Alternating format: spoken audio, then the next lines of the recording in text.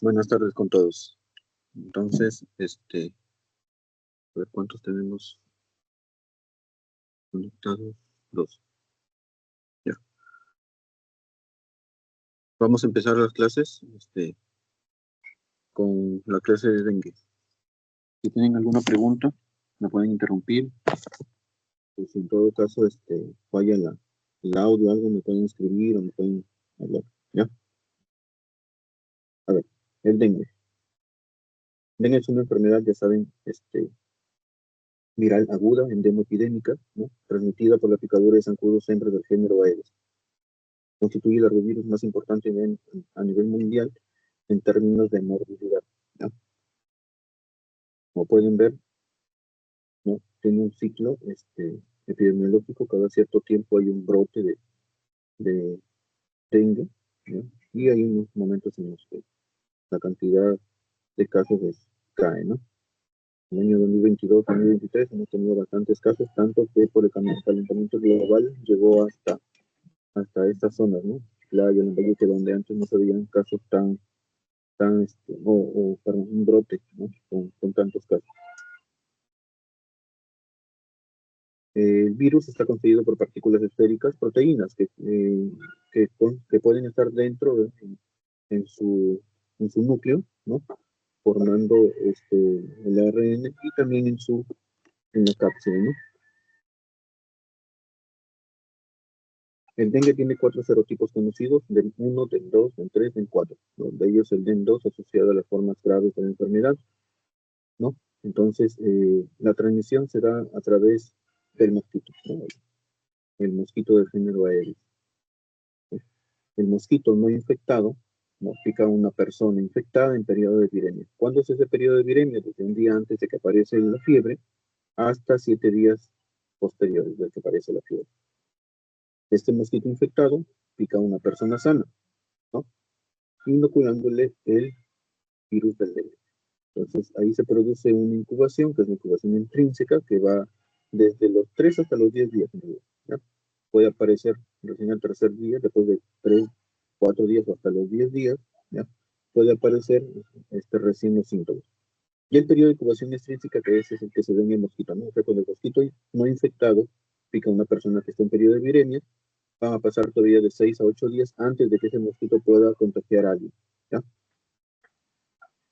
La diseminación, bueno, se da cuando el virus transmitido al humano por la saliva del mosquito, del género Aedes, ¿no? Se produce, va a inocularlo, lo va a dejar en el tejido, en el tejido subdérmico, ¿no? Y el virus del dengue va a infectar a los monocitos, va a infectar a las células de Langerhans que se encuentran ahí debajo de la piel, ¿no? Y luego, después de infectar los glóbulos blancos, ¿no?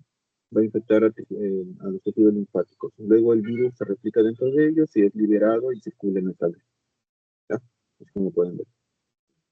Se va a producir 3 etapas de la enfermedad. Una etapa febril, ¿no? Que es desde los 2 hasta 2 o hasta 5 días de la enfermedad, ¿ya? Luego, posteriormente, tras la caída de la fiebre, viene la etapa crítica.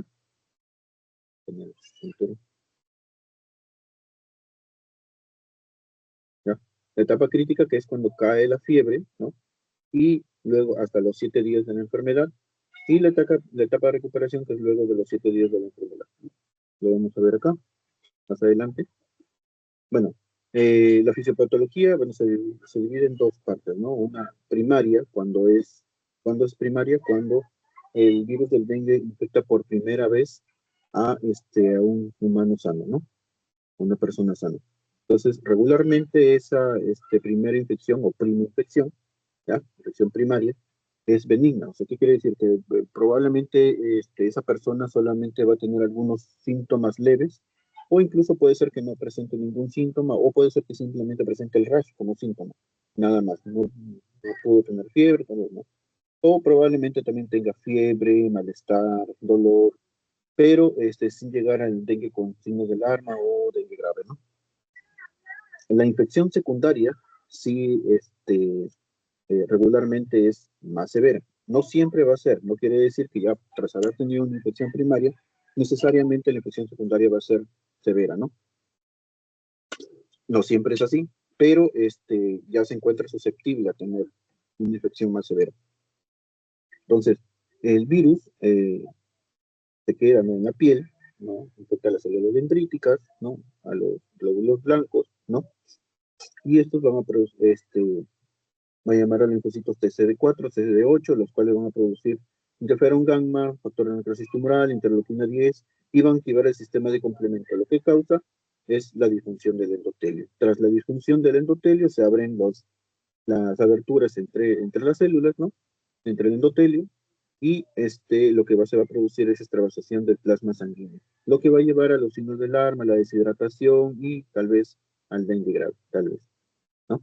Entonces, cuando un paciente es infectado por primera vez, los glóbulos blancos no reconocen, porque no hay ¿no?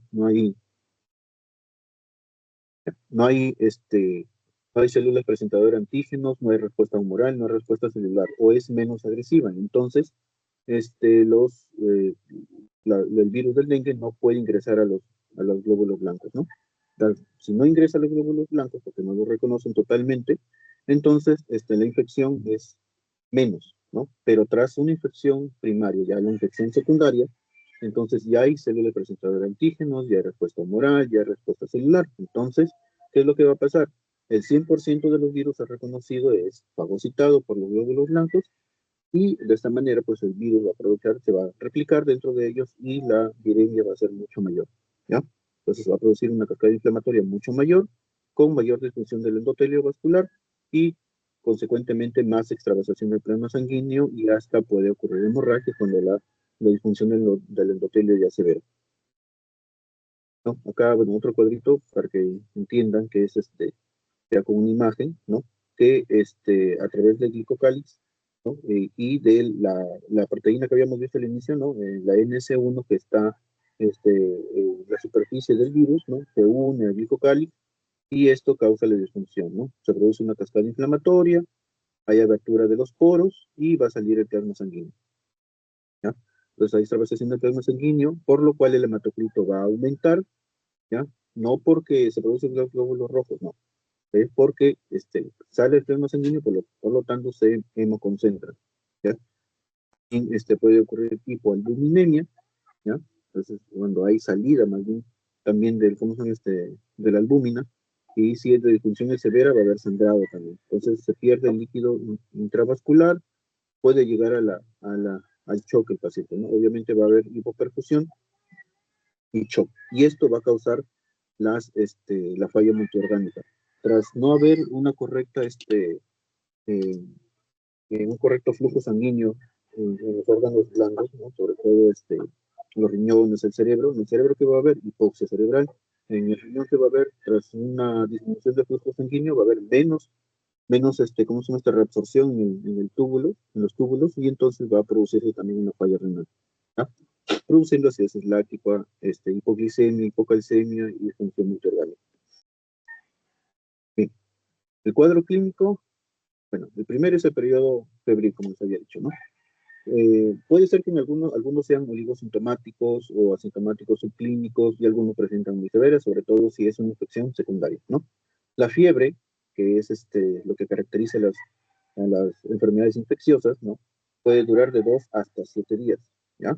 Desde 2 hasta 7 días, acompañado de los dolores musculares, cefalea, dolor reticular, náuseas, vómitos, dolor abdominal, ¿no? Y si, bueno, el cuadro clínico es muy severo, como ustedes ya saben, ¿no? En todo caso, la disfunción del endotelio severo puede llegar al shock y llegar a la muerte, llevar a la muerte del paciente, ¿no?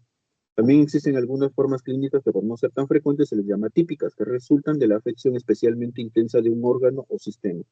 Si se infecta el sistema nervioso central, encefalopatía, ¿no? Al miocardio, miocardiopatía o hepatopatía por dengue, así como la afección renal con insuficiencia renal aguda, y otras que también se asocian a la mortalidad, ¿ya? Son formas atípicas, pero pueden ocurrir. En estos casos, cuando en el año 2023, ¿no?, cuando hubo bastantes casos, llegaron estos pacientes, ¿no?, con afectación hepática sobre todo, algunos con afectación también del sistema nervioso central, produciéndose una encefalitis por el virus del dengue. Ya, son muy rarísimos los casos, pero con tanto caso llegó algún paciente así también. ¿No? Toda persona confiere, ya, ¿cuándo tiene la sospecha de dengue? En toda persona que tiene fiebre menor o igual a 7 días de evolución. ¿Ya? Si es más de 7 días de evolución, lo más probable es que sea otra cosa. Y además, que reside o ha visitado en áreas de transmisión de dengue o con infestación del vector de la Aedes aegypti, 14 días antes del inicio de los síntomas y que presenta al menos dos de las siguientes manifestaciones. Aparte de la fiebre, dolor ocular, retroocular, mialgia, cefalea, artralgia, dolores articulares, dolor lumbar, rash, exantema, náuseas, vómitos. Aunque el rash, bueno, aparece un poco después, pero si tiene ya, por ejemplo, 5 o 7 días, es muy probable que también tenga rash.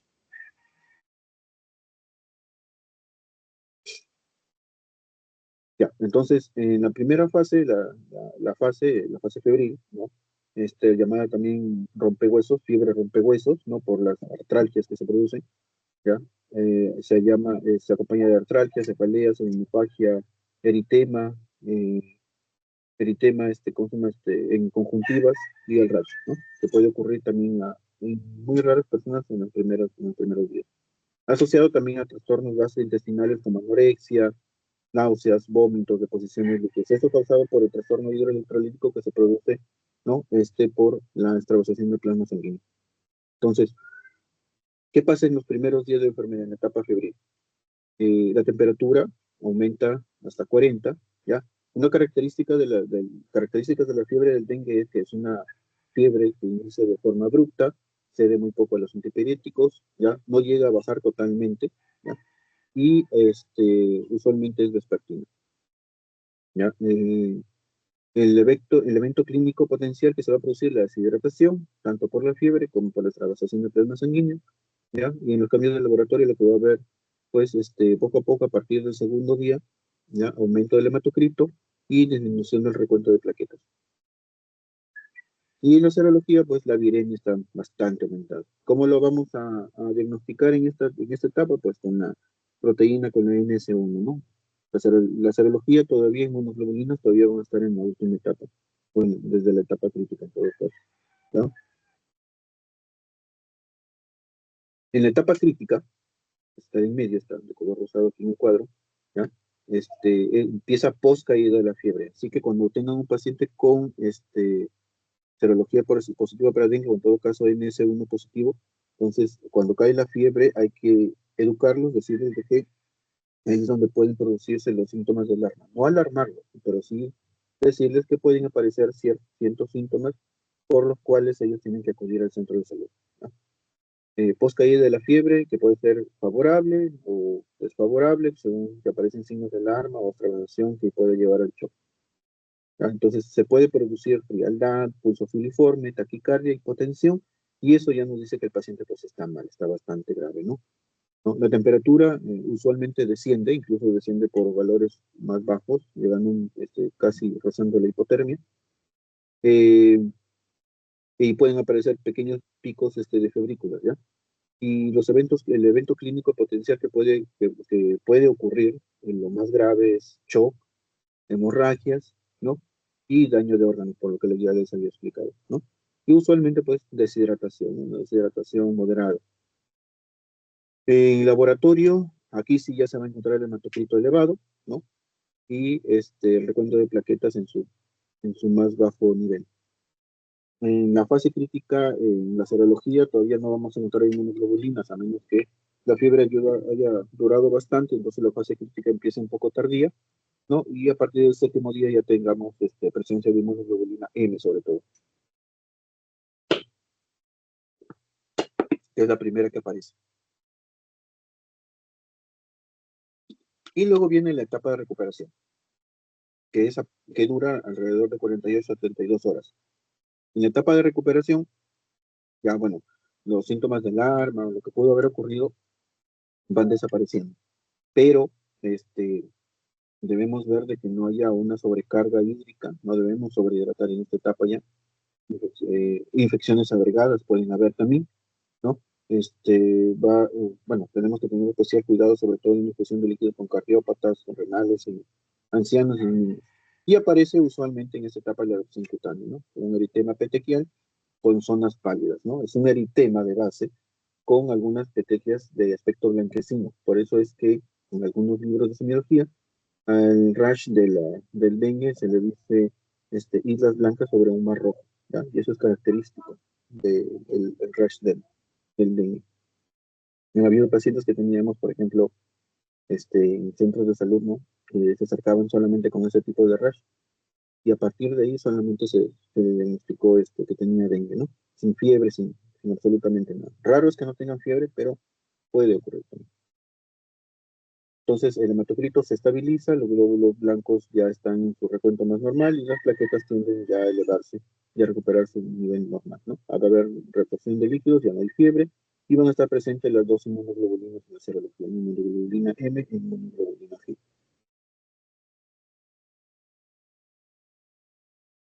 Ya, entonces solamente aquí para que recuerden, ¿no? La fase febril, lo principal es la deshidratación que puede causar trastornos neurológicos, ¿no? Y convulsiones febriles, ¿no? En niños pequeños, ¿no?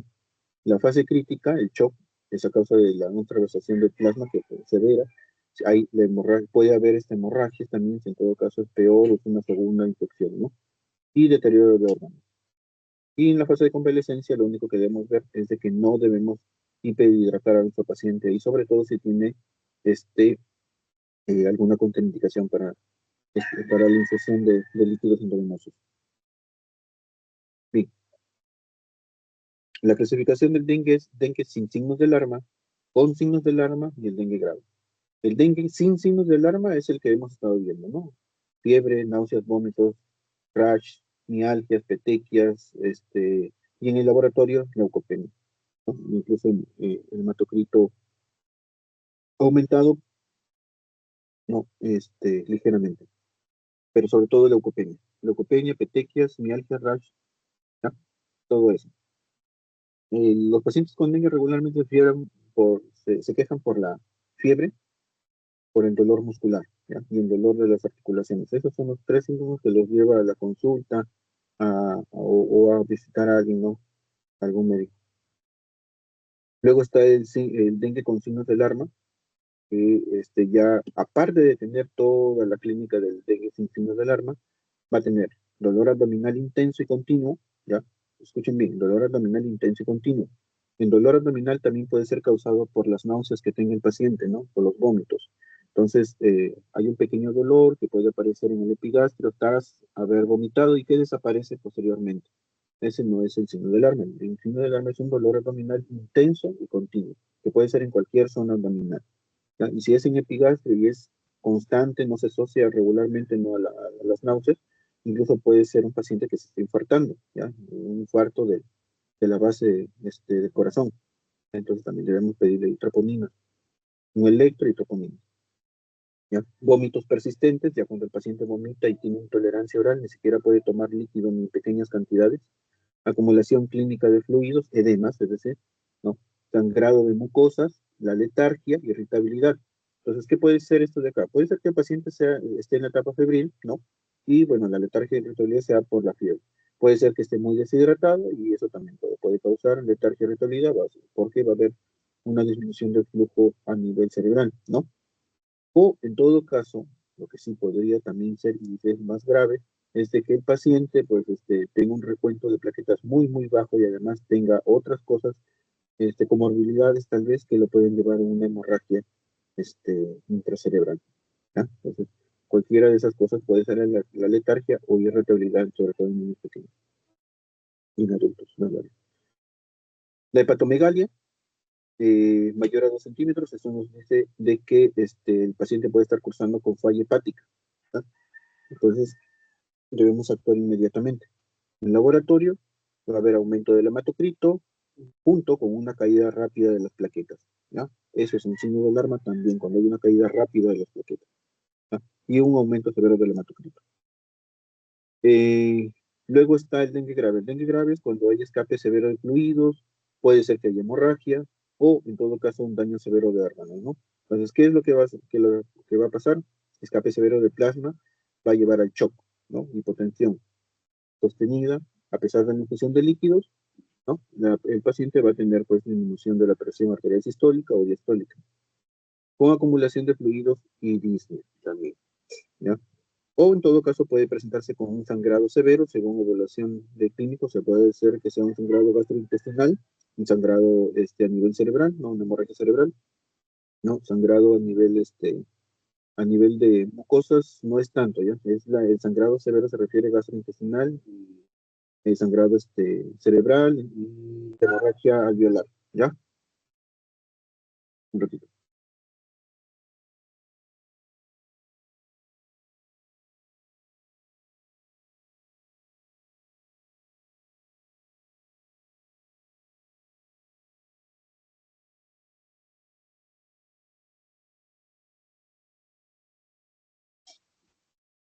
¿Ya? O también puede ocurrir con daño severo de órganos.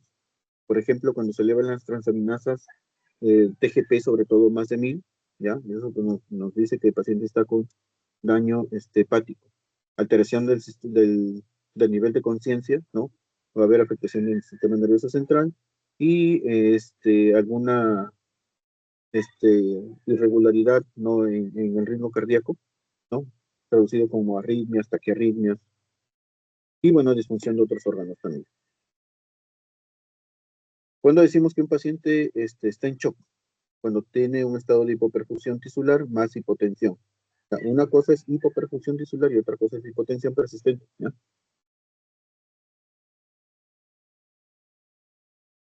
La hipoperfusión se va a traducir como una falla del órgano, ¿no? Y la hipotensión pues es la caída de la presión, ¿ya? Signos de mala perfusión capilar, como por ejemplo, frialdad distal, pulsos débiles, ¿ya? Este, una emisión, un volumen urinario disminuido, o estar en oliguria o anuria, ¿ya? Y también va a haber, y llenado capilar más de 2 segundos, ¿no? Una diferencia, un signo primario, ya es esta de acá, la diferencia entre la presión arterial sistólica y la presión arterial diastólica de menos de 20 milímetros de mercurio. Por ejemplo, el paciente puede ser que tenga una presión que parece casi normal, ¿no? Y tú le tomas la presión y, por ejemplo, está en 90, o perdón, 80, 65. Ya es menos de 20 milímetros de mercurio, ¿ya? Y eso nos dice de que el paciente puede estar grave, ¿no? También puede ser 90-65 y tú dices, no, está normal, ¿no? O 90-75, perdón, ¿no? Sería menos de 20. 90-75. Y el paciente, no, está normal, pero es un inicio, ¿ya? Es un signo que nos dice que está iniciando una deshidratación y lo puede llevar el shock. Si el periodo del shock es largo, se produce hipoperfusión de órganos que va a llevar al CIRS, además de acidosis metabólica y coagulopatías, ¿ya? Un CID.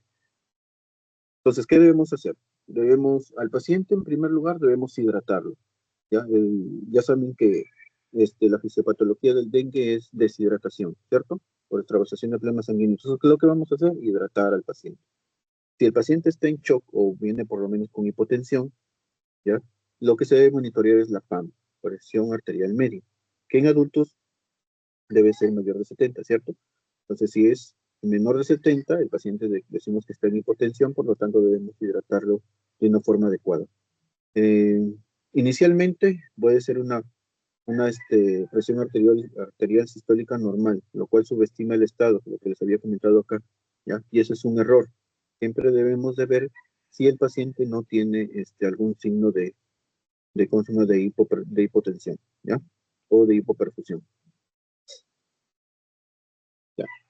El otro caso está, el dengue grave no son las hemorragias. Las hemorragias no solamente se producen por la trombocitopenia, ¿ya? Por el desgaste, el consumo de plaquetas. No es solamente por eso, sino que el paciente puede tener una hipotensión sostenida, ¿no? Y entonces pues, eso que lo va a llevar al CIRS, ¿no? Va a producir defectos en la fibrinólisis. Si hay falla hepática, también se va a producir una alteración de los factores de coagulación, produciendo coagulopatías. Y además puede ser que el paciente también tenga ya algunos problemas vasculares y entonces todos esos factores, ¿no? Nos van a llevar a que el paciente tenga hemorragias.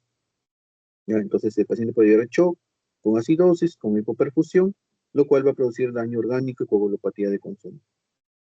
Entonces, ¿cuáles son los principales? Del aparato digestivo, traducido en melenas y hematemesis, en los pulmones, sistema nervioso central, ¿ya?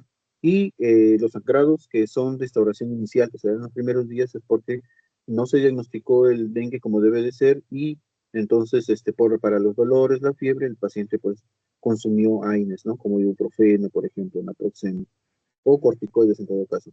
Por eso es que los AINES y los corticoides están prohibidos en el dengue, ¿ya? Bueno, actualmente se habla que el metamizol es inocuo, ¿ya? Pero de todas maneras tratamos de no utilizarlo, a menos que el paciente lo necesite, ¿no? Por ejemplo, un paciente febril que se sospeche sobre todo de otras cosas y dengue sea un diagnóstico diferencial secundario, no podemos darle metamizol para evitar que el paciente convulsione, por ejemplo, ¿no? O niños pequeños que tienden a convulsionar también se les podría dar para disminuir la fiebre, ¿no? Hasta que tengamos el diagnóstico. O en todo caso podemos dar paracetamol endovenoso también, ¿ya? Hay endovenoso.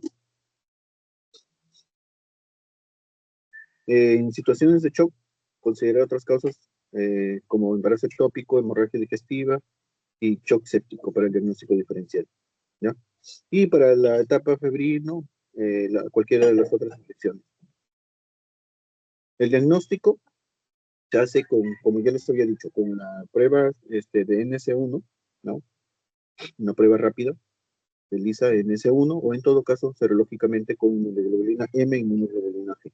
NS1 positivo significa que son los primeros días de la enfermedad cuando la evidencia es alta. Inmunoglobulina M significa que ya han pasado 7 días de la enfermedad. Entonces ya hay inmunoglobulinas, ¿no?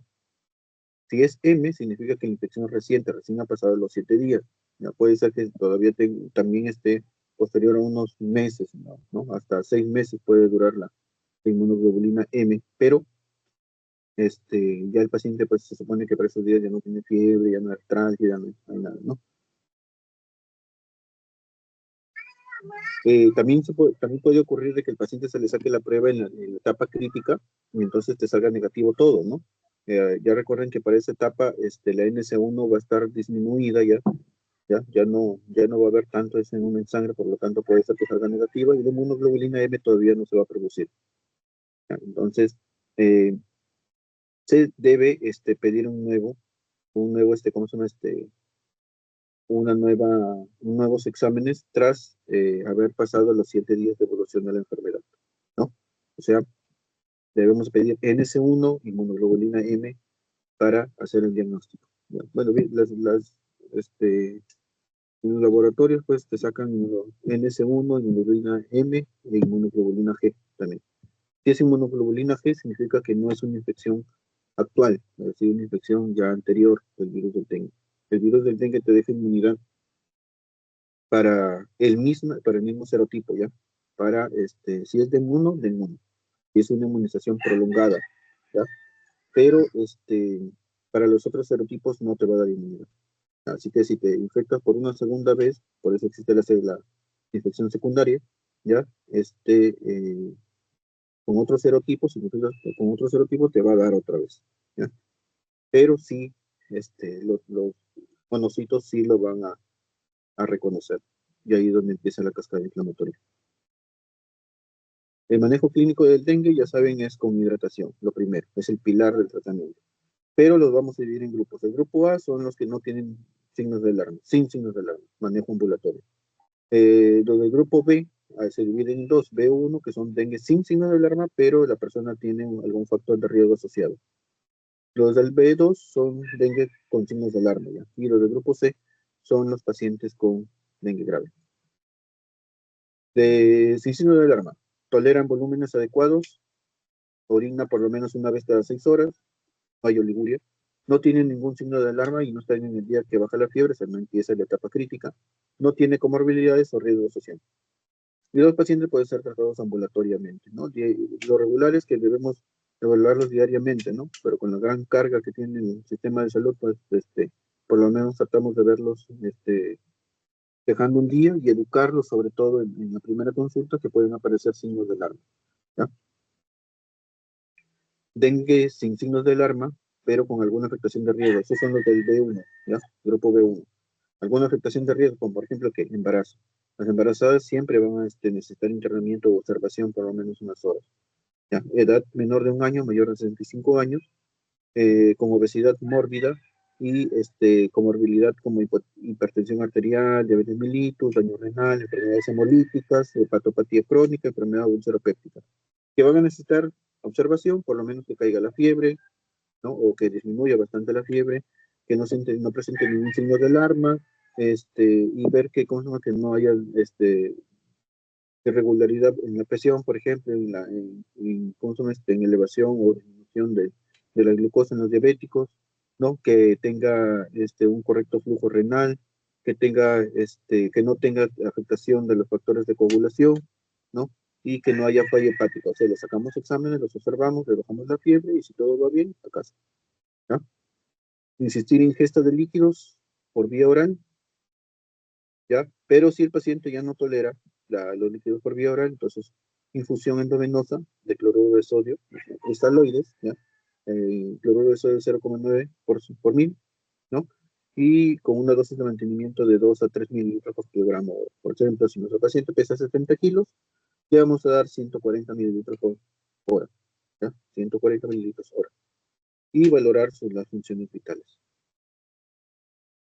Ya cuando el paciente son del grupo B2, dengue con signos de alarma, la hospitalización es inmediata. Ya saben cuáles son los signos de alarma, ¿verdad?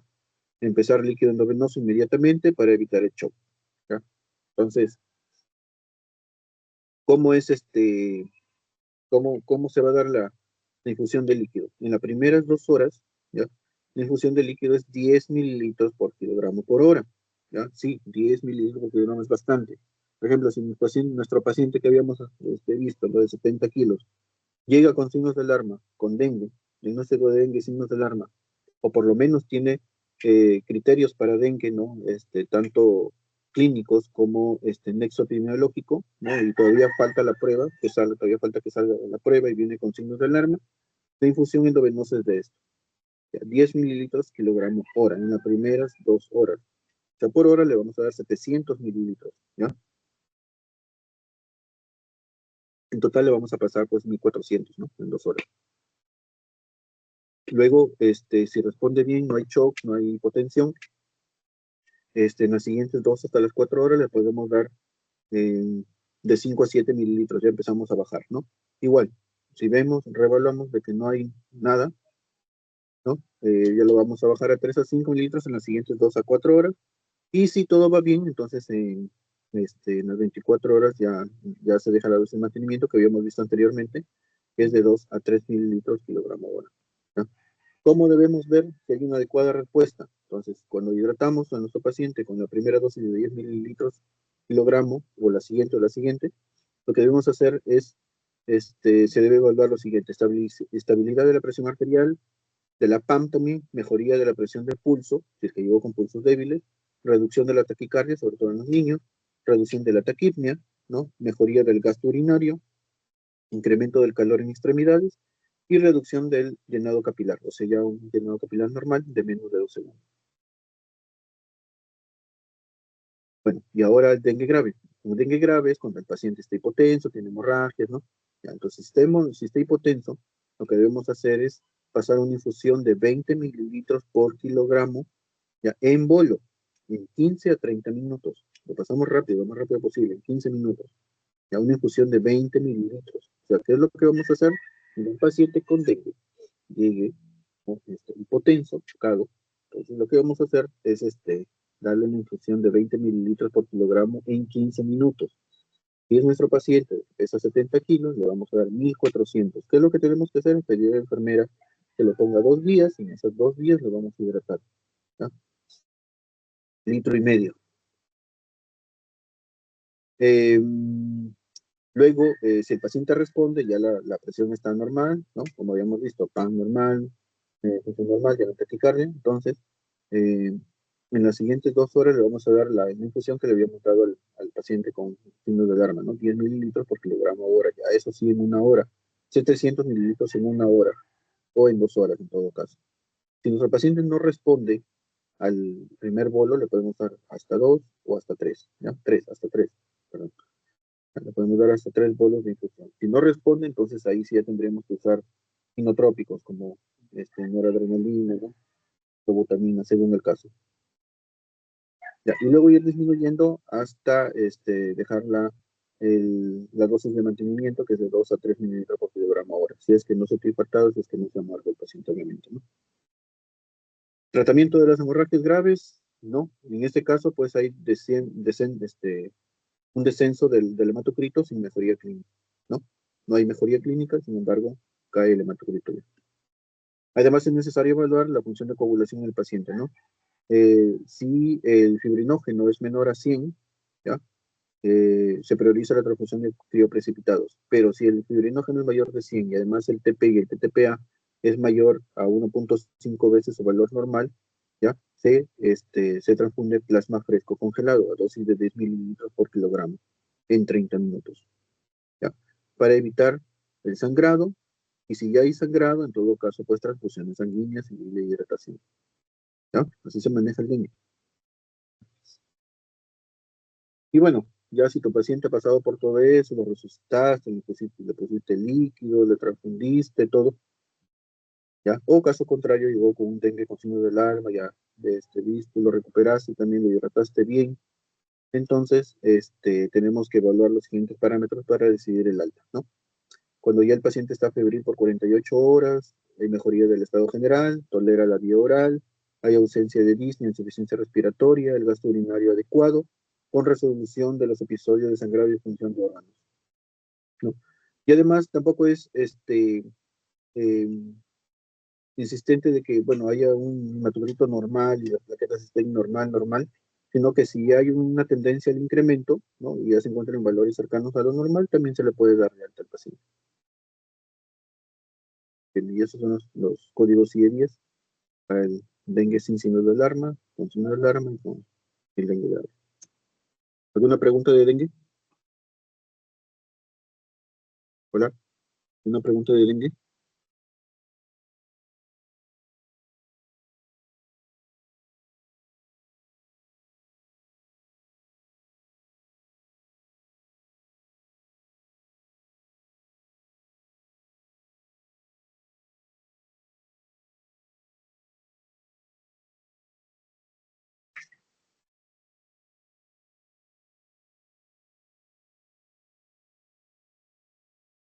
¿Se me están escuchando?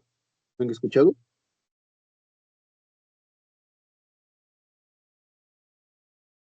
Sí, doctor, todo claro. Listo. No, si no hay ninguna pregunta, entonces pasamos al siguiente tema.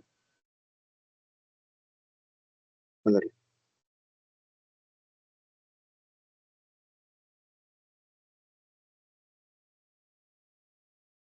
Sí.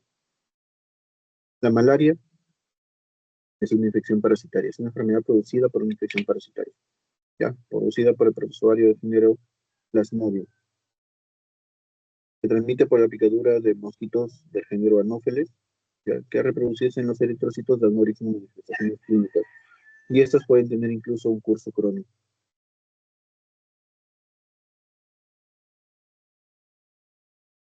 Ya, entonces es una infección por parásitos protozoarios de género Plasmodium y transmitidos por la picadura del mosquito Anopheles infectado, ¿no? Eh, bueno, se describió por primera vez hace miles de años, se conocía como malaria, ¿no?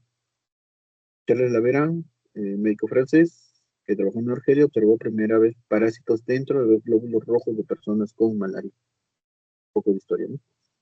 Y bueno, pues el paludismo o malaria es uno de los parásitos más prevalentes. El 40% de la población mundial vive en lugares endémicos.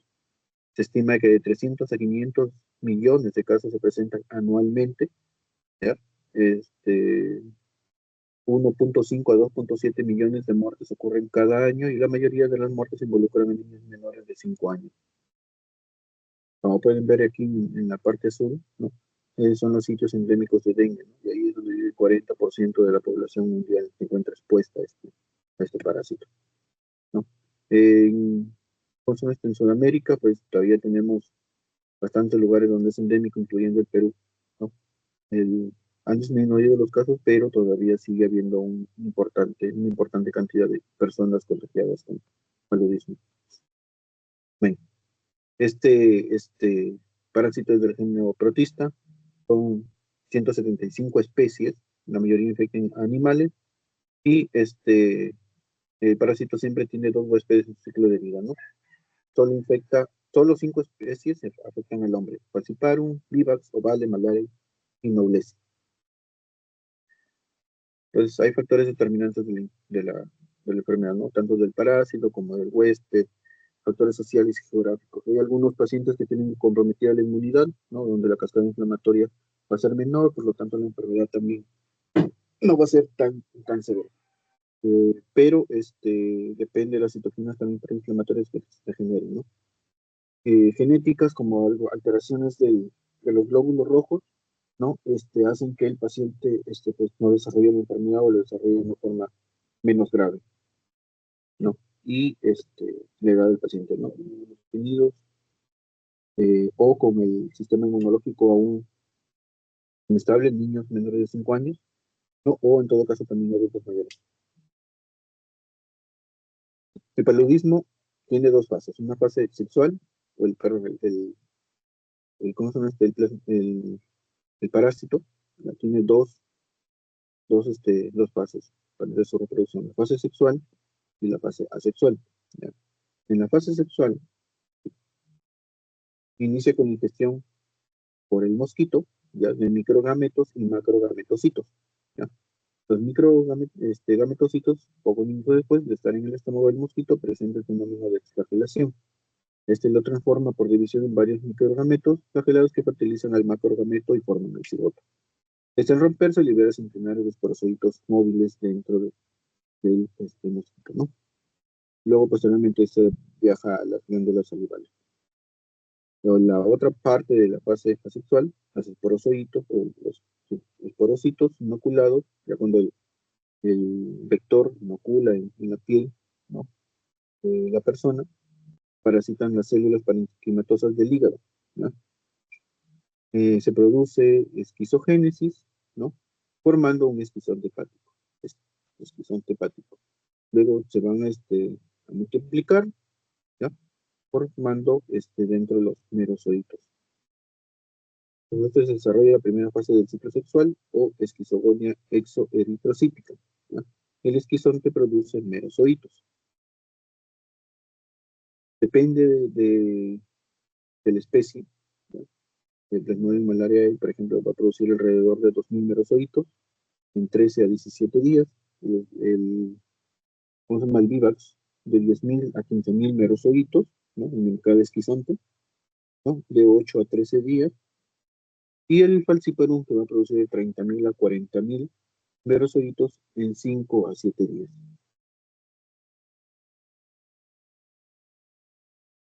Y puede haber una presentación crónica, ¿no? En lo que ¿cómo se llama? Los esquizontes se transforman en hipnozoitos, ¿no? Los merozoitos se transforman en hipnozoitos. Se van a quedar en las células hepáticas durante varios meses, de 6 hasta 11 meses pueden estar ahí, reactivándose en cualquier momento, ¿no? Sobre todo cuando el paciente presenta algún estado de inmunosupresión.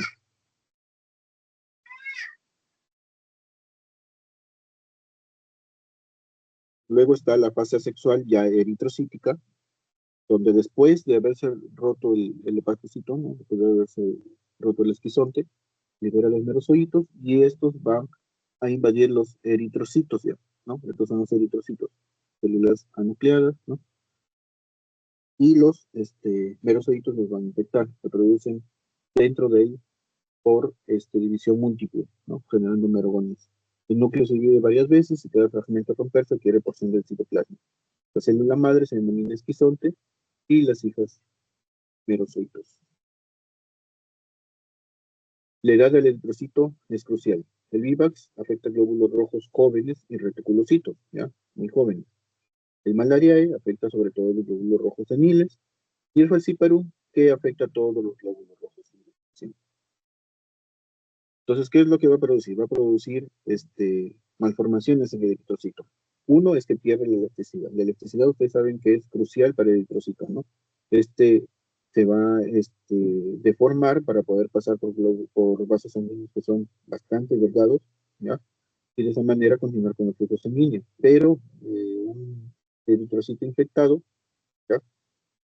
Va a perder la electricidad. Va a haber liberación de toxinas de antígenos que conlleva la producción de mayor cantidad de citoquinas, ¿ya? Fragilidad, se rompe con facilidad, y obviamente pues va a haber una disminución del transporte de oxígeno, ¿no? Se producen estos poros llamados NOP, ¿no? Que hacen que el, ¿cómo se llama? Los eritrocitos se adhieran entre ellos y formen las famosas rosetas, ¿ya? Entonces se produce una citoadherencia y conformación de rosetas. Esto con el fin de que no pasen por el vaso y no sean eliminados. ¿Ya? Entonces se adhieren más bien a las paredes de los vasos sanguíneos, ¿no? Produciéndose pues un taponamiento de este vaso sanguíneo que puede conllevar a pequeños infartos, ¿no? En algunas zonas. Va a haber producción de toxinas como especies reactivas de oxígeno, que va a producir daño también en el endotelio vascular y generando extravasación de plasma sanguíneo también. Óxido nítrico, que aumenta también la permeabilidad vascular, aumentando el daño del endotelio. Y bueno, pues la producción de citoquinas que aumenta la cascada inflamatoria. Entonces, ¿qué pasa? El mosquito inocula, ¿no? El parásito debajo de la piel, viaja hacia los hepatocitos, en los hepatocitos se producen los neurocitos, estos se liberan a la sangre, infectan un eritrocito, ¿no? Que pueden volver a infectar otro eritrocito, ¿no? O convertirse en gametos, ¿no? Y estos son los que va a ingerir el mosquito, un mosquito no infectado, y luego estos se van a reproducir por la eh, fase sexual, y posteriormente van a dejar a la probóscide del mosquito, ¿no? Para infectar a otra persona. Sí.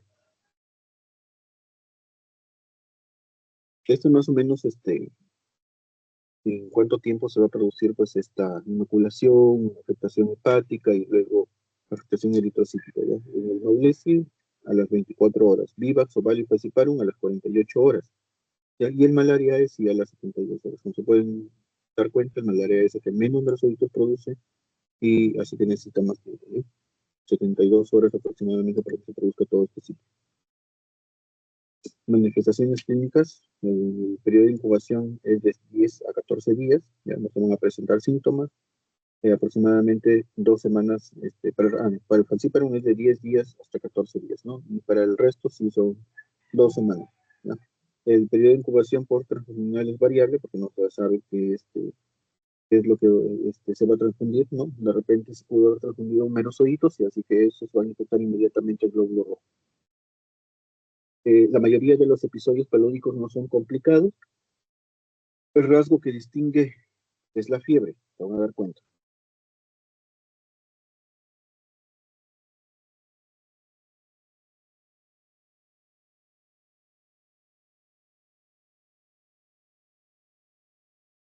¿Me siguen escuchando? Dice que se perdió mi red. Hola. Doctor, si se le escucha. Sí, ahí. Listo.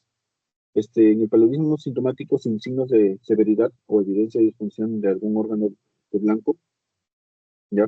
Es el paludismo no complicado. Entonces, ahí ¿qué va a pasar? Fiebre, ¿no? Va a haber fiebre, ¿no? Que es irregular al inicio, ¿no? O sea, se va a producir una fiebre que va a durar de 6 a 8 horas y luego va a bajar. Y luego otra vez va a volver a aparecer después de cierto tiempo, dependiendo de la especie. Entonces van a aparecer cefalea, astenia, adinamia, mialgias también, artralgias, dolor abdominal, dolor torácico y escalofríos. El periodo febril inicial es de 6 a 8 horas, una temperatura mayor de 38 grados, con sudoración profusa, y luego la temperatura va a disminuir, ¿no? Hasta los 36,8 grados aproximadamente, ¿no? Y posterior a 8 horas, incluso va a cursar con un periodo asintomático, ¿ya? Acá tenemos, por ejemplo, para que vean, ¿no? El Plasmodium vivax, ¿no?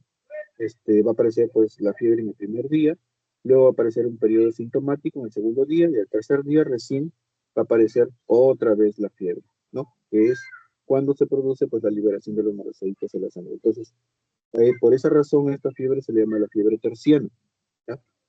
En el malaria A es al cuarto día que aparece la fiebre otra vez, tras un periodo sintomático con febrícula, ¿ya? Entonces, por eso se le llama una fiebre cuaternaria.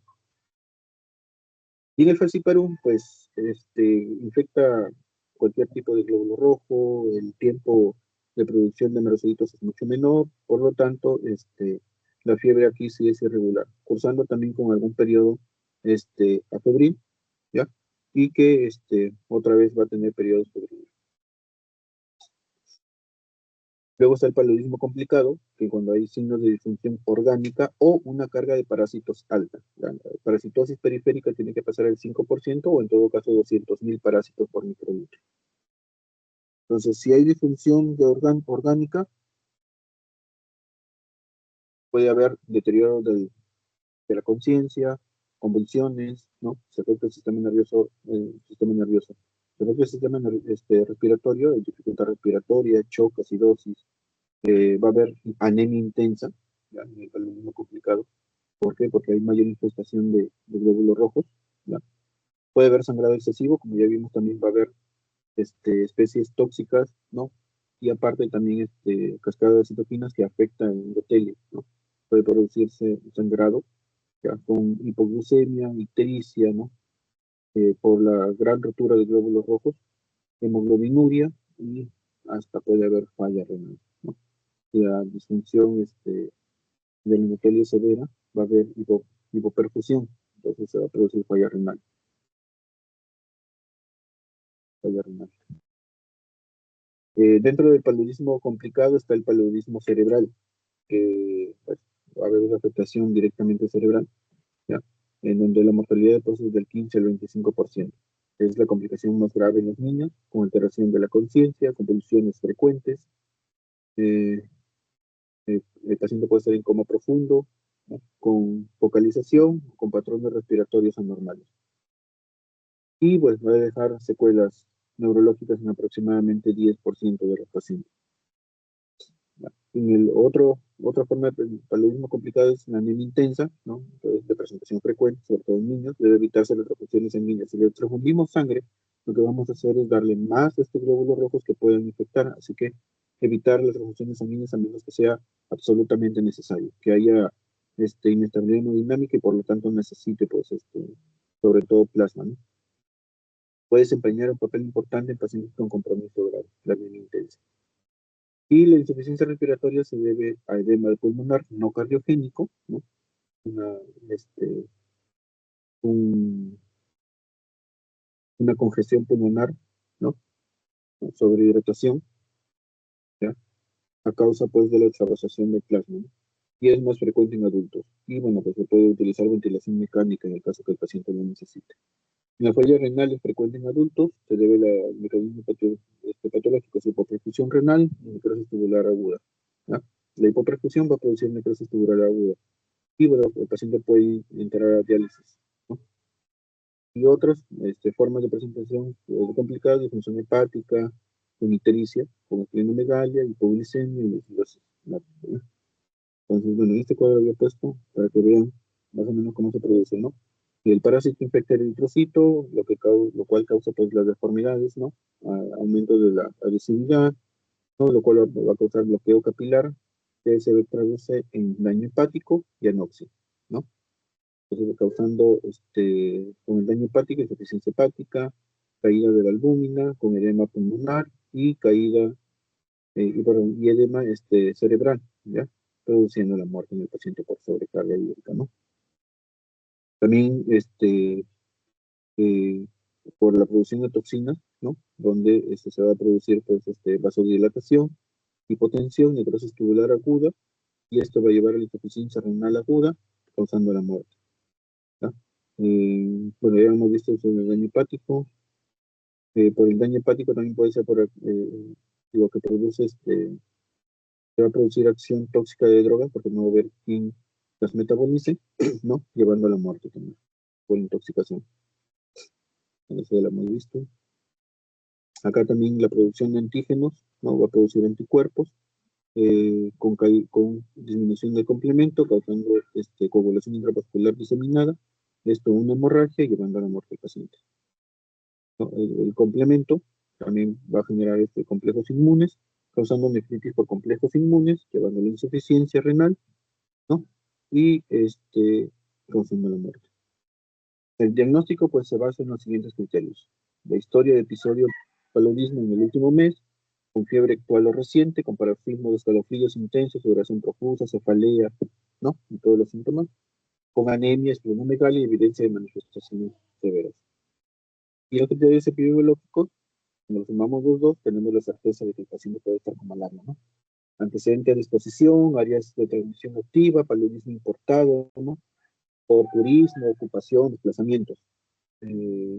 Nexo epidemiológico, como es estar en un tiempo y lugar con personas que hayan sufrido la malaria, ¿ya? Y antecedentes de hospitalización y transfusión sanguínea o antecedentes de medicación antimalárica también puede producir síntomas de malaria.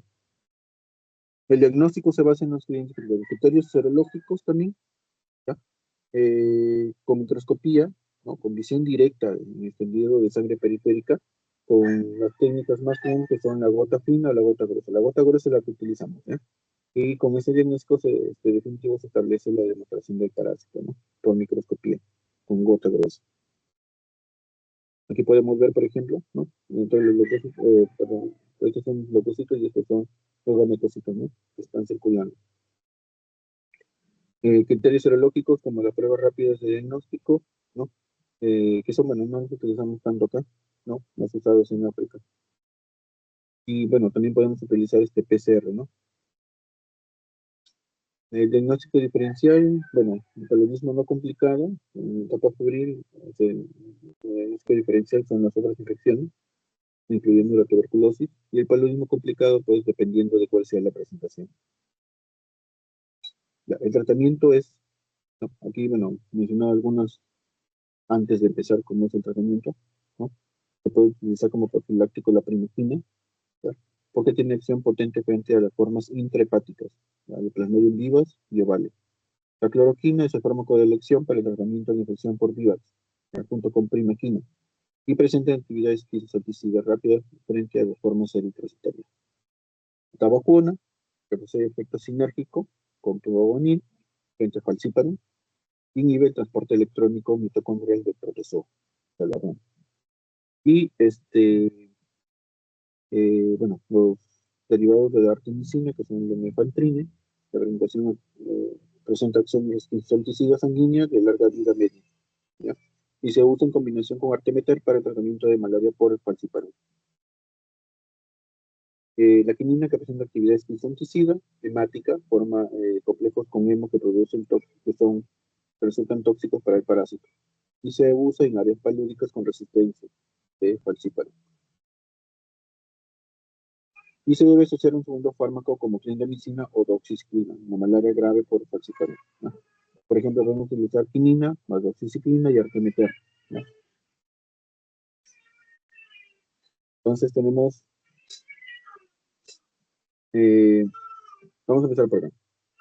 El falciparum y otras especies sensibles a cloroquina, el tratamiento es así. Cloroquina, 1 gramo inicial, seguido de 500 miligramos a la sexta hora, a las 24 horas, o sea, al día siguiente, y a las 48 horas, al segundo día. O en todo caso, 1 gramo a las 0 horas y a las 24 horas, ¿ya?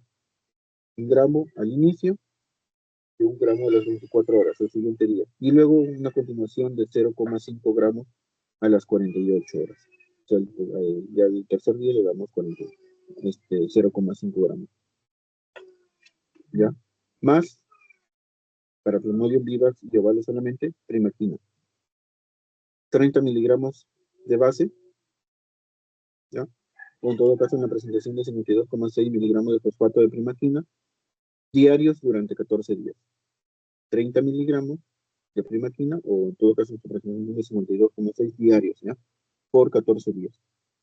Luego tenemos el tratamiento de paludismo causado por falciparum resistente a cloroquina, ¿ya? Vivax resistente u otras especies no identificadas. Tenemos, por ejemplo, artemeter, ¿ya? O atabacuona o quinina, cualquiera de esas tres, más doxiciclina o clindamicina. Ya acuérdense que es resistente a la cloroquina, que es el tratamiento de base, ¿ya? Entonces, si es resistente a esto, puede ser cualquiera de estos tres, más cualquiera de estos tres, ¿ya? Y si es paludismo por falciparum complicado, pacientes con intolerancia a la medicación por vía oral, pacientes graves que no les puede dar tratamiento por vía oral, le podemos dar artesunato o gluconato de quinidina, ¿ya? O en todo caso, hidroxiclorhidrato de quinina o artemeter en todo caso, ¿ya? Las dosis, aquí están. ¿Ya? Todos estos son por vía endovenosa, ¿ya? Y esto es para los pacientes estables, ¿no? Y que todavía, y que sean, perdón, sensibles, ¿no? A cloroquina. Bueno, hay algunos factores protectores como la ausencia del gen, del antígeno DUFI, ¿ya?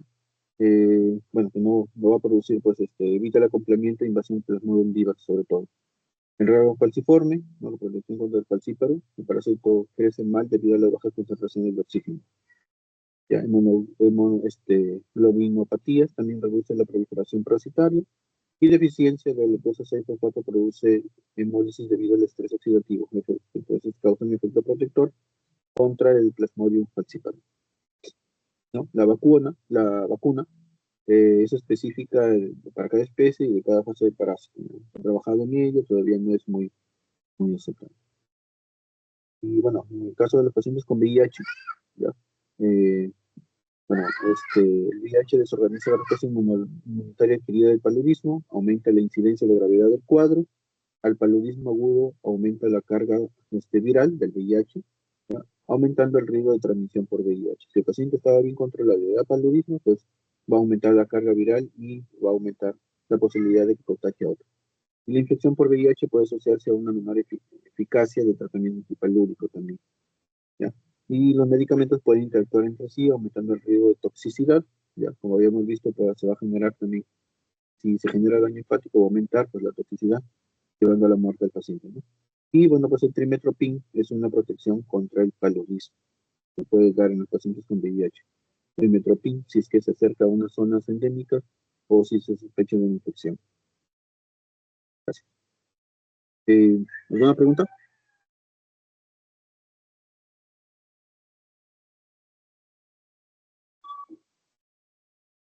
¿Ninguna? ¿Seguros? Oh, claro, doctor. Doctor, claro. Ya, vamos a hacer enfermedad de cardiovascular.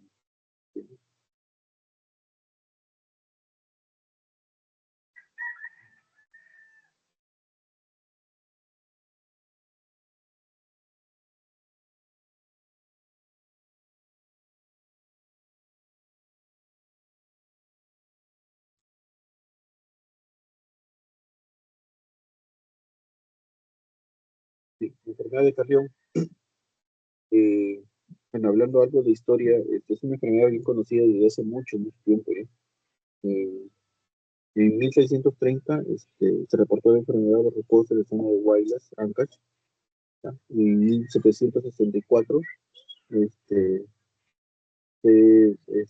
se identificó el vector y se denominó UTA la enfermedad, ¿no? Por Cosme Bueno. En 1870, 7.000 trabajadores chinos y chilenos fallecieron en la llamada fiebre de la Broya, ¿no? En esa construcción. En 1885, Daniel Alcides Carrión inoculó la sangre de un niño con la enfermedad verrucosa, o sea, eh, aspiró sangre desde una verruga, ¿ya?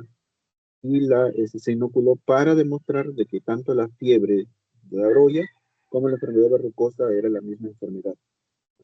Antes de eso se pensaba que la fiebre, la, la fiebre que causaba hemólisis era una enfermedad y luego la enfermedad verrucosa era otra enfermedad. ¿Ya? Entonces, la bartonellosis o enfermedad de Carrión es ocasionada por la Bartonella bacilliformis, ¿ya? Compuesta por dos fases, una fase aguda o anemizante y una fase crónica o verrucosa, ¿ya? Entonces, las diferentes formas de cómo la llaman, la enfermedad. Eh, las especies que van a infectar, que son patógenas para el ser humano, son la Laing, la Bacilliformis, ¿no? Y todas esas que se encuentran acá, ¿ya? Y cada una causa su enfermedad. La Bacilliformis, la enfermedad de Carrión, afecta a humanos, ¿no? Y transmitida por la leucemia verrucal. La bartonella es una enfermedad endémica en Perú, Ecuador y Colombia. ¿Ya? Tienen zonas climáticas idóneas para que se transmita aquí, se desarrolle el virus, perdón, el, ¿cómo se llama este parásito? Básicamente, el vector mejor adaptado entre 500 metros y 3.200 metros sobre el nivel del mar. ¿Ya? Pero puede darse a alturas menores de 500 metros, también como en la costa de Ecuador, en Madre de Dios, en Perú, ¿no? Que bueno, todavía se encuentra en investigación.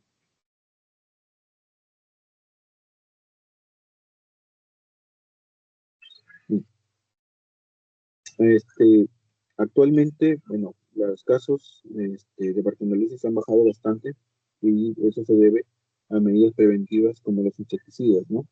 Ya ha disminuido en gran cantidad, ¿no? Pero en los años 2003, 2004, 2005, 2006, ¿no? Hubo un brote, ¿no? Como se produjo, pues, por ejemplo, en el 2004, 11.130 casos, en el 2005, 10.390 casos. Todo, bueno, ha ido disminuyendo debido a que se han tomado medidas, ¿no? Preventivas. Y las principales zonas afectadas, pues son como, ya saben, ¿no? Amazonas, Ancash, ¿no? Y bueno, en Lambayeque sí hemos tenido algunos casos, ¿no? Pero han sido muy pocos, ¿no? Tres en 2022.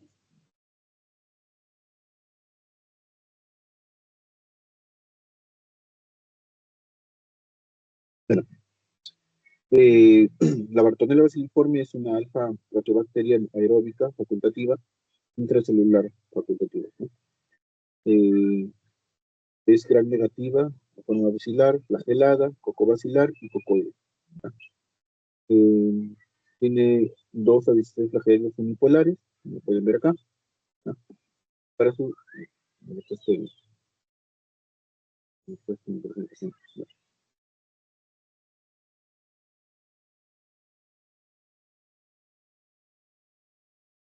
¿Ya? Ya. Para su aislamiento se requieren cultivos especiales que contengan agar, proteasas, peptonas y algunos aminoácidos esenciales y sales. La temperatura óptima de crecimiento es de 19 a 20 grados. El hospedero es el hombre. Eh, experimentalmente en macaca, no en el Rhesus macu, ¿ya? En monos, búhos también. ¿Ya? El vector es la leucemia, tira o manta blanca conocida acá en Perú, ¿no? Y la transmisión puede ser vectorial a través de la leucemia, por transfusiones sanguíneas, o en todo caso vertical, ¿no? Madre hija. Entonces, ¿qué va a causar? Tras el periodo de incubación, ya, que puede ser de 1 hasta 30 semanas incluso, ya, lo que va a causar, pues, es hemólisis, va a causar dolores de cabeza, artralgias, disnea, anemia severa, ¿no? Por la rotura de los glóbulos rojos, hemólisis extravascular y hepatosplenomegalia, ¿no? Y bueno, tras 2 hasta 20 semanas, ¿no? De los síntomas iniciales, ya se va a producir una forma crónica, donde aparece la verruga peruana, ¿no? De 2 a 4 centímetros aproximadamente, ¿ya? Y puede ocurrir también fiebre o artralgia.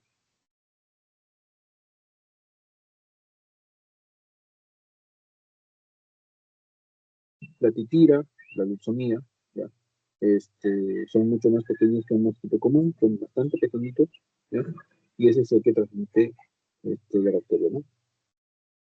Su coloración varía de pardo claro, rojizo, café, gris o negro, ¿ya? Todas las hembras se alimentan de sangre y son las que transmiten la bacteria, la baciliforme, ¿no? Y bueno, pues tienen alimentación nocturna con migración en lugares oscuros. Hay otro vector como por ejemplo la garrapata que también puede este, transmitir, ¿no? No va a tener la baciliforme. En cuanto al vector, pues hay áreas endémicas del vector, ¿no? Como en Amazonas, en Cajamarca, Ancash, Cusco, Huancavelica, Piura, y hay con las diferentes formas, este, especies, ¿no? Adaptadas a esa zona. La población en riesgo para infectarse de enfermedad del carrión son personas inmunosuprimidas, sobre todo niños, gestantes y foráneos, ¿no? Los factores, pobreza, bajos niveles de educación, con presencia del vector y con convivencia en un lugar, es un 80% de los casos, y un 20% son en los hogares. La ubicación es en la cordillera de los Andes en Perú, Ecuador y Colombia, ya va en valles interandinos a 500, entre los 500 y los 3.200 metros sobre el nivel del mar. Entonces, eh, para ¿cómo se llama ¿cómo se llama la infiltración de la bacteria se va a producir, pues, fiebre, ¿no? Que puede producir endocarditis también, ¿no? Produciendo formas graves, ¿ya? Eh, ¿Cómo se llama fiebre, ¿no? Causando la presencia del parásito, de la bacteria dentro del trocito, ¿ya? Donde se va a reproducir. El periodo de incubación es de 61 días, ya con un periodo de 10 a 210 días.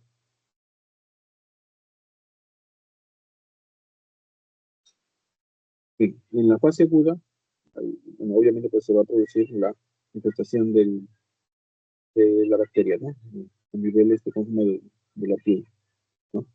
Luego esta va a infectar a los glóbulos rojos. La sadecina, la flagelina, la hemolicina, la deformina, proteína A y B son algunos de los factores que se han asociado con las infecciones de los eritrocitos. Pues la bacteria uniforme que tiene la flagelina no es reconocida por los RT y las variaciones de las proteínas, ¿no? Que producen evasión inmunológica. Reduce la respuesta a las células T. Eso sucede en la fase 1. En la fase verrucosa, lo que se va a producir es liberación del factor activador tisular de plasminógeno de las células endoteliales in vitro y se sabe que este proceso está implicado en el proceso de estrogénesis. Entonces se produce una gran cantidad, una superposición de células de endotelio, donde bueno, pues esto va a producir la formación de las verrugas, ¿no?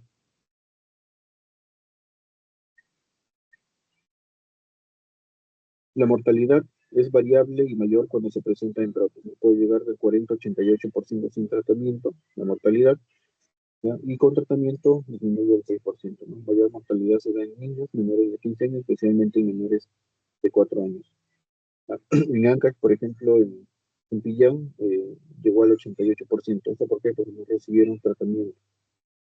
Cajamarca llegó al 11%, bueno, y así, ¿no? En Valle Sagrado de los 5, 23%, Comabamba 1.4%.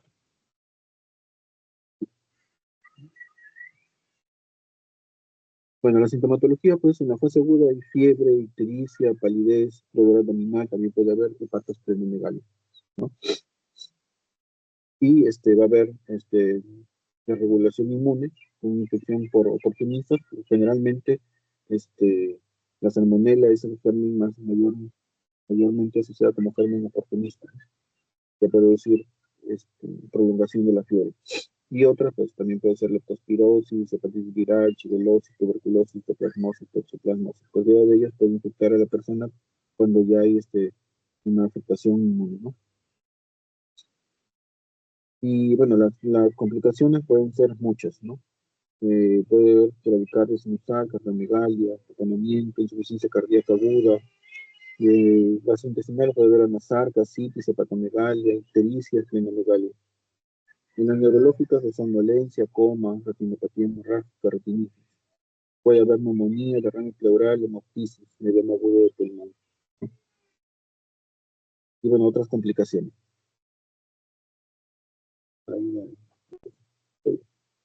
En las presentaciones, por ejemplo, en un estudio corte que se hizo, ¿no? En 1997, 1999, 690 pobladores, se encontró que los pacientes estaban en estas etapas, ¿no? El 11% en bartolosis aguda, el 37% en la verruga precedida con síntomas, 31.5 verrugas sin historia de bartolosis aguda, y el 20.5 estaban asintomáticos, pero con la bacteria en sangre, ¿no?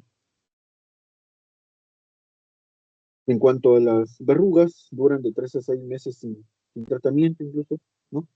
Y hay diferentes formas de presentación. La molar, que es mayor de 5 milímetros, son dolorosas. La miliar, que es mayor de 3 milímetros, ¿no? Pero menor de 5, no dolorosas. Y la forma mixta, perdón, y la nodular o subcutáneo, que aparece generalmente en las articulaciones, ¿ya? Y la forma mixta, ¿no? Sobre todo en niños puede aparecerles la forma mixta. O sea, pueden tener diferentes formas de presentación, molar, miliar y hasta nodular también, sobre todo miliar. Los criterios diagnósticos, pues obviamente son clínicos, epidemiológicos, ¿no? De laboratorio, ya cuando se confirma es a través del frotis, ¿no? Con hemocultivo, serología o reacción de cadena de PCR, ¿no? Y la conducta terapéutica, pues en el caso de las personas con caso clínico que sean con sospecha de Bartonella, pues tomar muestra de sangre para frotis y gota gruesa, en 2 láminas, ¿ya? Y si cumplen criterios epidemiológicos y clínicos, se inicia inmediatamente un tratamiento contra Bartonella, ¿ya? Y bueno, pues si ya es confirmado con lo extendido, ¿no? Se inicia ese tratamiento inmediato contra Bartonella seguro. El frotis de sangre periférica tiene sensibilidad de 24 a 36%, pero una especificidad de 36%, ¿ya? En el cultivo el crecimiento es lento, hasta 6 semanas puede durar, con posibilidad de gérmenes contaminantes. El PCR de sangre de tejido de cultivos enriquecidos es rápido, ¿ya? Y bueno, pues sí, tiene una alta sensibilidad también, ¿ya? Y la serología o anticuerpos con fluorescencia inmediata también es otra forma de hacer el diagnóstico.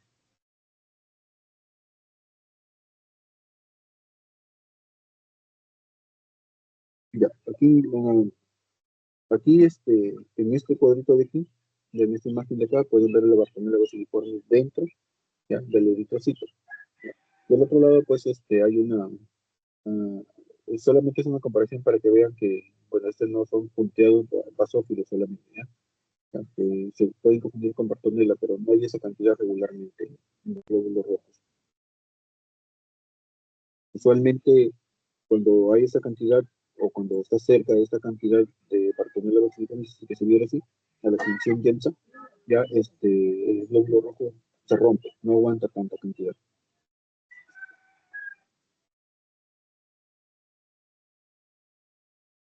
Dañarse cultivo, ¿no? Eh, eh, Generalmente crecen en 2 semanas. Eh, posterior ¿cómo se llama? A los 3 o 5 días empieza a aparecer y bueno, pues suele durar alrededor de 2 semanas, ¿no?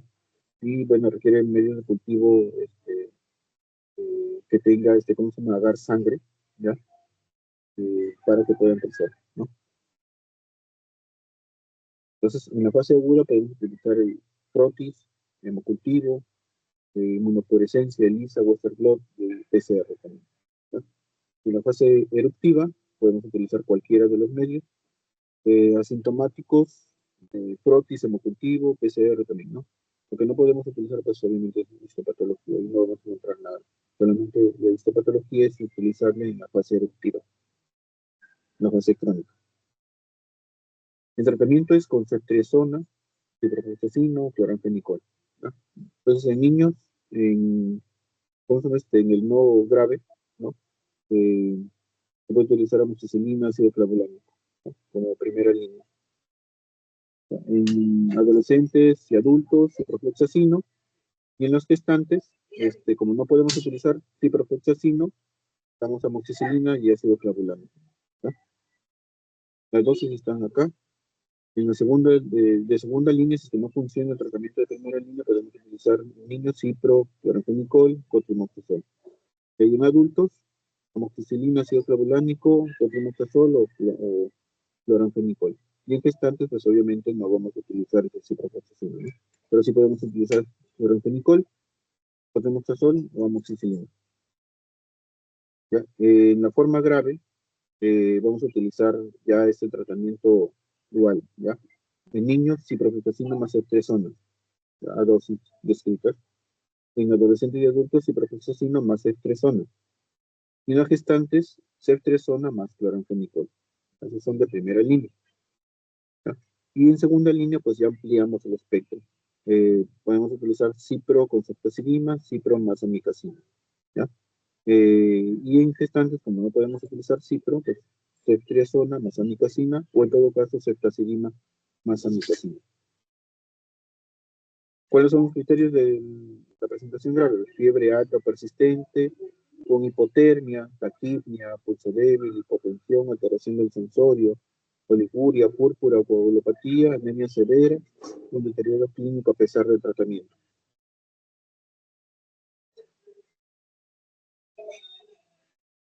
Ya, y eso es para las formas crónicas, ¿ya? Damos acitromicina como primera línea, ¿ya? Indistintivamente si es niños, adolescentes, adultos o gestantes, ¿ya? Y de segunda línea podemos utilizar rifampicina, eritromicina, o ciprofloxacina.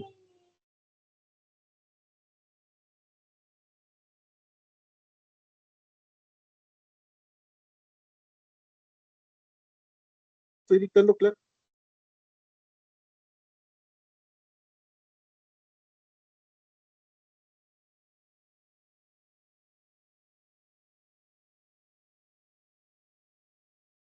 Y bueno, pues aquí tenemos unos cuadritos donde tenemos cepas de Bartonella resiliforme procedentes de regiones endémicas de Perú, ya que tienen resistencia, ¿ya? A los fármacos comunes, ¿ya? Por ejemplo, el ciprofloxacino, ¿ya? Hay cepas resistentes, ¿no? Sobre todo aquellas que son, ¿cómo se llama? Eh, que son crecidas en cultivo, donde hacemos el antibiograma, no podemos ver a qué son sensibles y a qué son resistentes, ¿no?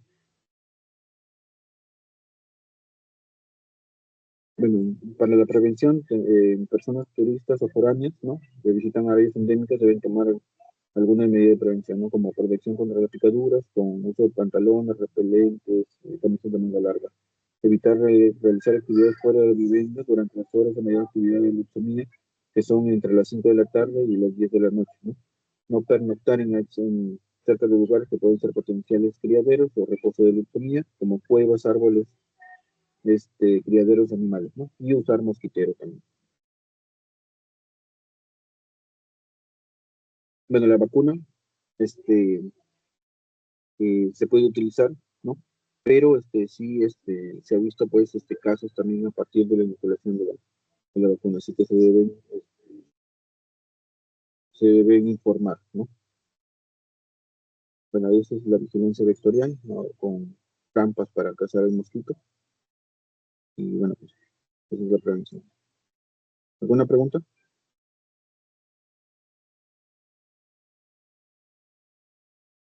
¿Alguna pregunta?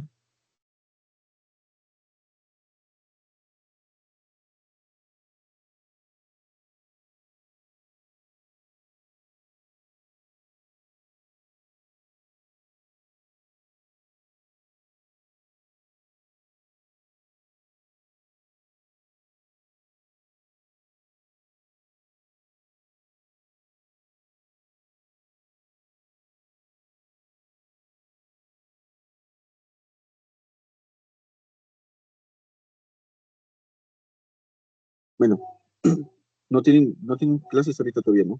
Para hacer un ratito de fiebre amarilla.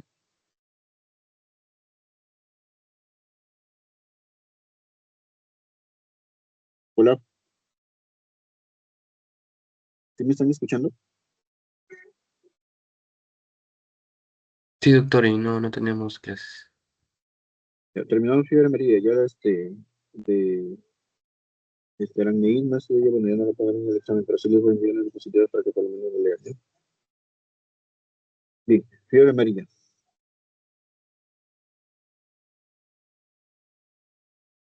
La fiebre amarilla es una enfermedad viral transmitida por mosquitos del género Aedes, ya nuevamente el Aedes, que también transmite, aparte de dengue, también va a transmitir la fiebre amarilla, así como el Zika, la chikungunya también. Ya, la forma grave se caracteriza por daño hepático, renal y miocárdico, así como hemorragias, y tiene alta mortalidad, ¿ya?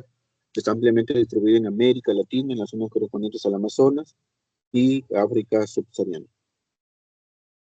Bueno, eh, En el periodo comprendido entre 1985 y septiembre del 2004 se notificaron un total de 3.559 casos de fiebre amarilla selvática que dejaron un saldo de 2.068 defunciones. Y aquí en Perú, por ejemplo, hubieron 1.939 casos.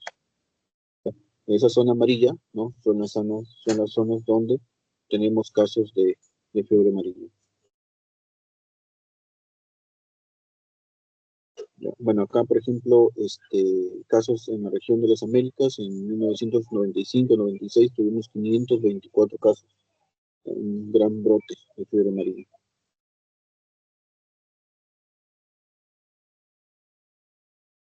Ya. La fiebre amarilla en el Perú en el 2013, por ejemplo, ¿no? Aquí se dieron bastantes casos, ¿no? Bien, es un arbovirus, el agente etiológico es un arbovirus, Claviridae, transmitido por mosquitos, ¿ya? No por garrapatas, no por artrópodos, sino por mosquitos, que va, eh, dentro de cuales pues también se encuentra la fiebre del dengue, aroa, encefalitis japonesa, cocovera, talla, ¿no? Y también encontramos aquí la fiebre amarilla.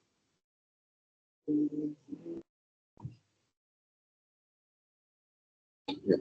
El virus de la fiebre amarilla tiene un ARN monocatenario de polaridad positiva, la envoltura es una capa bilipídica heredada de las células pedera, ¿ya?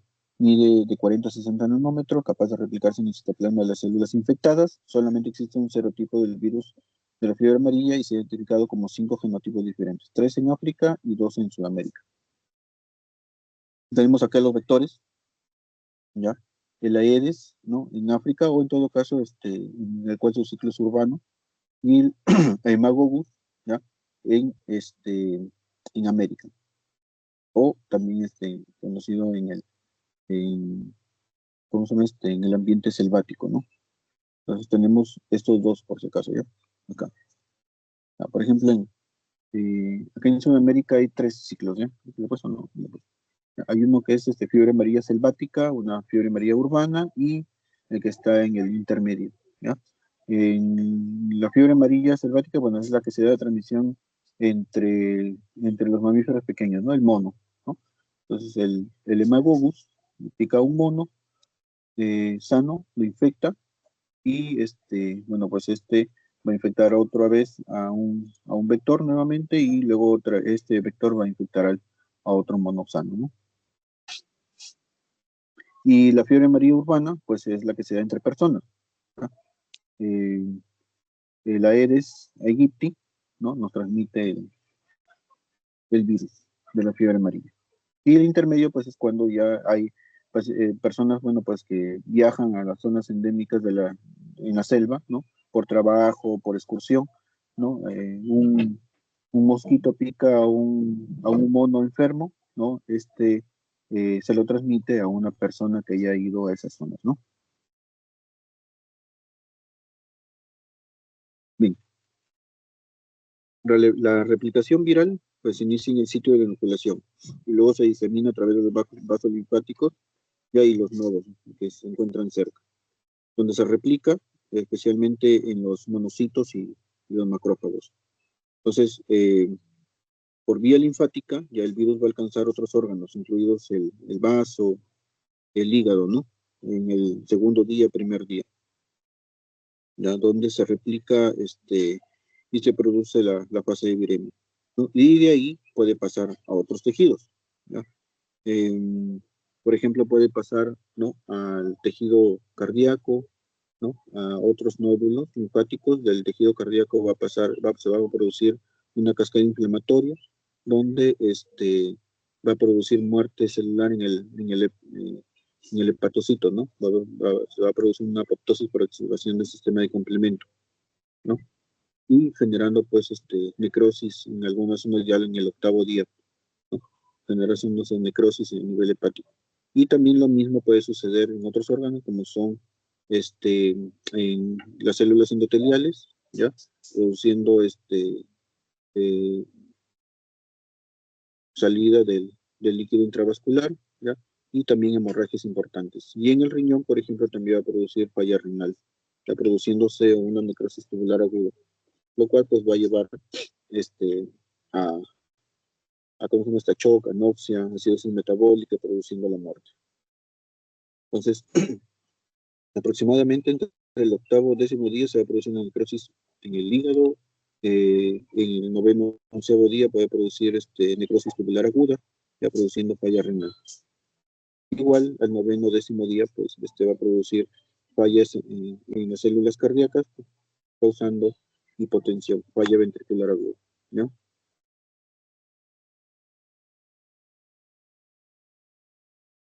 Las manifestaciones clínicas tiene 3 periodos: periodo de infección, periodo de remisión y periodo de intoxicación. En el periodo de infección, pues hay fiebre elevada, hay escalofríos, cefalea, náuseas, mareo, malestar general, dolor muscular, ¿no? Los signos son, pues, febril, postrado, con congestión de conjuntivas y cara. A veces se observa bradicardia acompañada de fiebre, ¿ya? Que es el signo de Faguet. Usualmente la fiebre produce taquicardia, pero en este caso, por la disfunción cardíaca se va a producir bradicardia acompañada de fiebre. Ese se llama signo de Faguet, ¿ya? En el laboratorio vamos a ver leucopenia con neutropenia relativa y aumento de las transaminasas y albuminuria. En el periodo de remisión hay mejora del estado general. En formas leves, el paciente inicia la fase de recuperación rápido, que dura entre 2 a 4 semanas. Y en general, los casos de fiebre amarilla resultan muy difíciles de diagnosticar cuando la enfermedad aún no ha progresado hacia el periodo de intoxicación. Se empieza este periodo, que es periodo de infección, aparece una fiebre por cualquier otra causa, llega el periodo de remisión y aún no se ha diagnosticado, ¿no? Sin embargo, cuando llega el periodo de intoxicación, que es cuando realmente aparecen los síntomas graves, ¿no? Ahí el paciente ¿cómo se llama? Acude a la consulta y ahí es donde se va a diagnosticar, ¿no?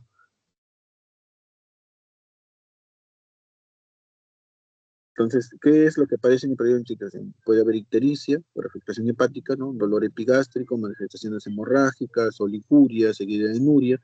Las transaminasas se presentan muy elevadas, ¿ya?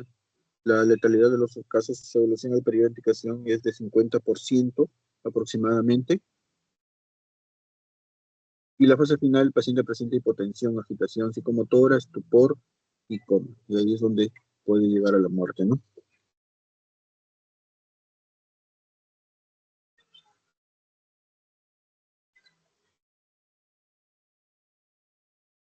Sí, la primera fase ya puede durar de 1 a 3 días.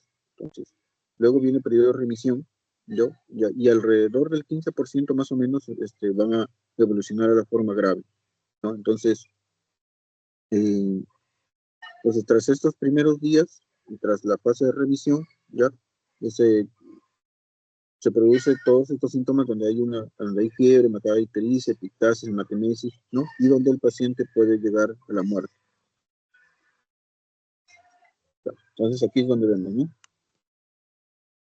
Los síntomas iniciales que aparecen en los 2-3 primeros días, luego están 2 días de periodo de remisión, y a partir del 5.º día va a aparecer la fase de intoxicación, donde el paciente pues tiene una alta probabilidad de fallecer.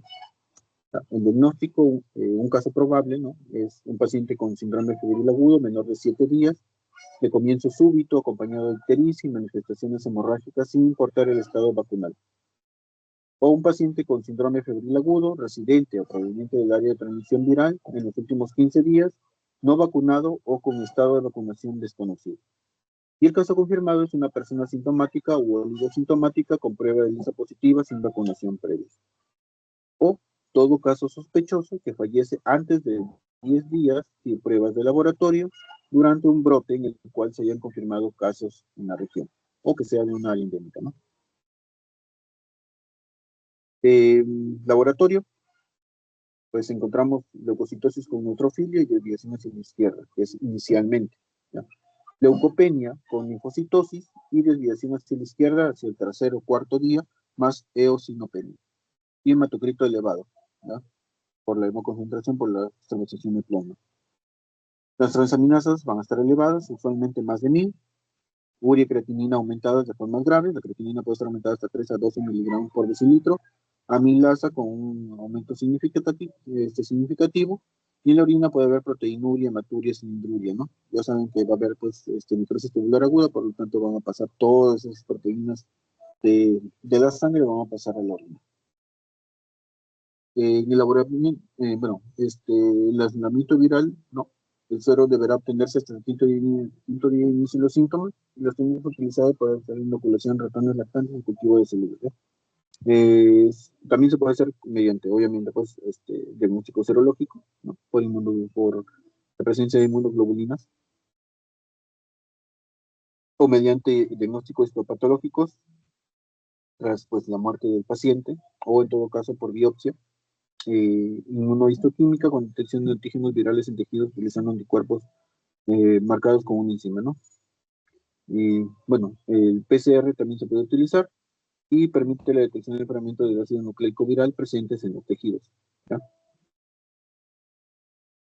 El tratamiento es sintomático. El manejo de pacientes graves debe ser en UCI con medida de soporte. Para reducir la mortalidad asociada a la enfermedad se recomienda hospitalizar al paciente en unidades de cuidados intensivos. La vigilancia del paciente debe ser estrecha durante la fase aguda de la fiebre amarilla. Los pacientes deben ser protegidos de picaduras de mosquitos para evitar la diseminación de la infección y establecer precauciones de bioseguridad en el manejo de sangre y agujas. No existe tratamiento antiviral específico, ¿ya? Pero la ribavirina se ha demostrado eficaz in vitro en altas concentraciones que son incompatibles con su utilización clínica. El tratamiento es sintomático y su objetivo principal es ofrecer al paciente terapia de sostenimiento y manejar las complicaciones de la enfermedad, como el daño hepático, shock y las hemorragias, ¿no? Entonces, para el shock, hidratación. Para las hemorragias y lleva una anemia severa, transfusiones, ¿ya?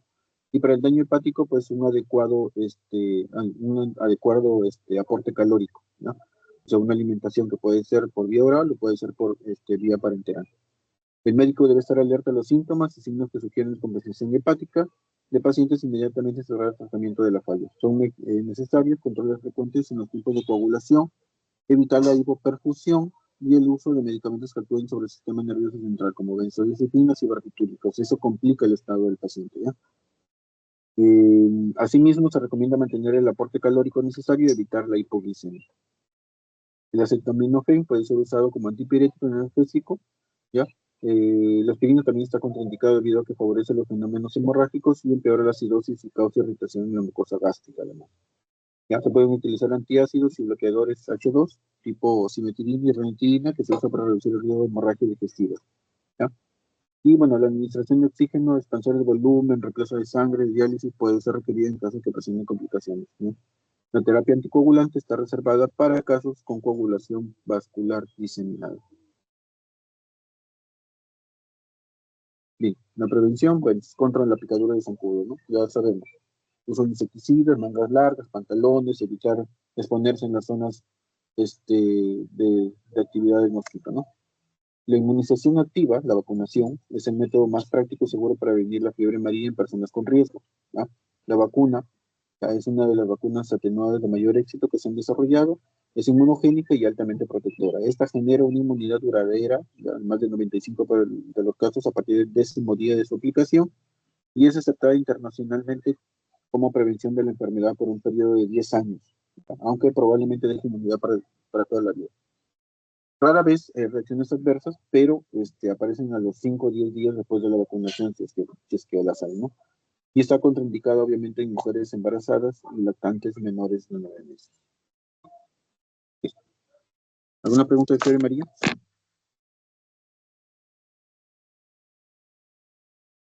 Hola, ¿alguna pregunta? Doctor, buenas tardes. Disculpe, no se le escuchó muy bien cuando mencionó acerca del otro tema que faltaría sobre mordedura, araña y ofidios. ¿Me podría repetir, por favor? No, ya no lo voy a poner, pues. Ah, no lo va a tomar en cuenta. No, yo no. Sí, Ya, se los doctor. voy a Ya, mandar las diapositivas para que las vean, pero no, yo no lo pondré ya. Hace paso el ya, tiempo. doctor. Y tengo que Gracias. continuar con mis actividades. Y entonces, esas clases nada más las que estoy, las que he desarrollado hoy día y las que desarrollamos las otras en la otra clase, ¿ya? Aquí les envío las diapositivas para que las puedan revisar, ¿ya? Pero lean también. Las preguntas van a estar fáciles, ¿no? Y no son preguntas del otro mundo tampoco. Muy bien, chicos, ¿alguna pregunta? Ninguna.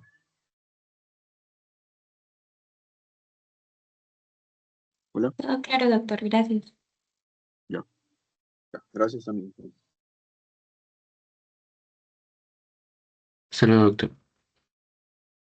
Gracias, doctor. Ay, doctor. Saludos, doctor.